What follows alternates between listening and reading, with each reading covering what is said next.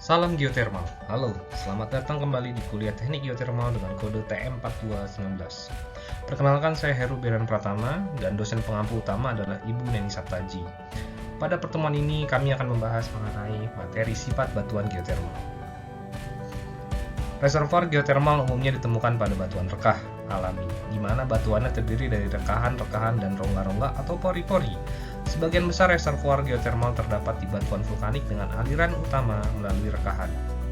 Fluida geotermal berkandung tidak hanya dalam pori-pori tetapi juga dalam rekahan-rekahan. Ada beberapa sifat batuan yang perlu dipahami, antara lain porositas, permeabilitas, densitas, konduktivitas panas, dan panas spesifik. Porositas suatu batuan didefinisikan sebagai perbandingan antara volume pori dengan volume batuan secara keseluruhan. Porositas batuan reservoir geotermal biasanya dibedakan menjadi dua, yaitu porositas rekahan dan porositas antar butir atau porositas matriks batuan. Hingga saat ini, baru porositas matriks yang dapat diukur di laboratorium. Reservoir geotermal umumnya memiliki porositas matriks 3-25%, sedangkan rekahannya sama dengan 100%. Di alam, pori-pori ada yang terisolasi dan ada yang berhubung satu dengan yang lain.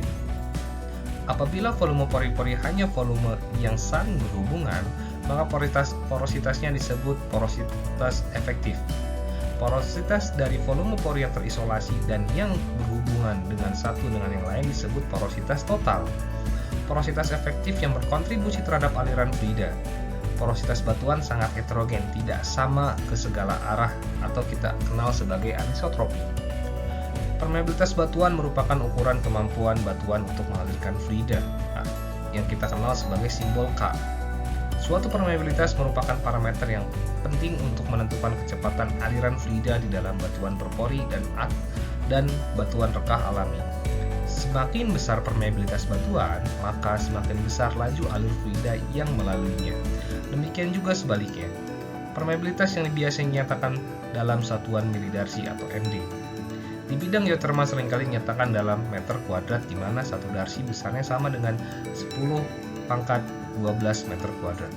Besarnya permeabilitas batuan tidak sama ke segala arah. Umumnya, permeabilitas pada arah horizontal jauh lebih besar daripada permeabilitas pada arah vertikal.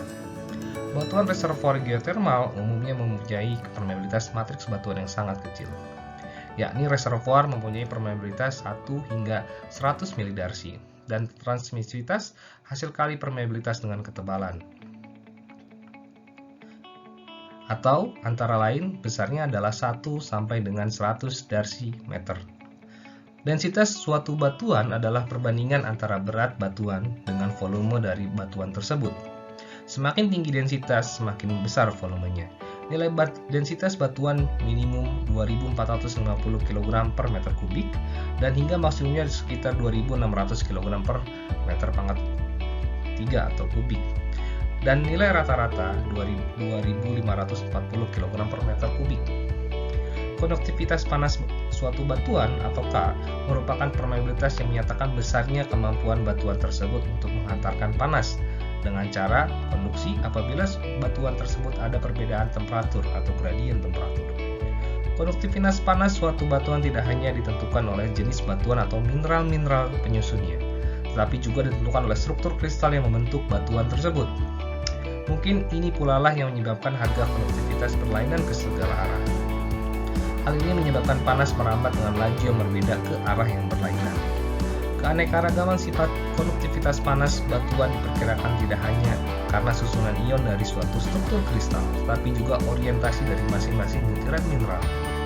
Kemudian panas spesifik batuan atau kita kenal sebagai CP adalah suatu parameter yang menyatakan banyaknya panas yang diperlukan untuk menaikkan temperatur satu satuan massa sebesar 1 derajat Celcius.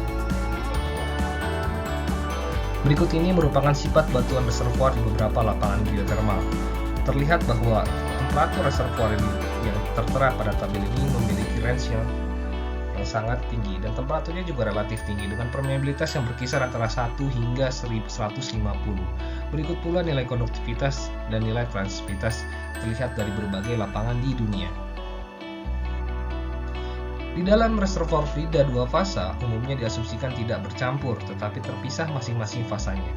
rongga-rongga atau pori-pori batuan yang diisi uap, dan ada pula yang diisi air. Seperti di perminyakan, fraksi volume pori-pori yang terisi uap biasanya disebut saturasi uap, dan yang terisi air kita sebut sebagai saturasi air atau SV dan SL, di mana besarnya sama dengan SV ditambah SL sama dengan 1.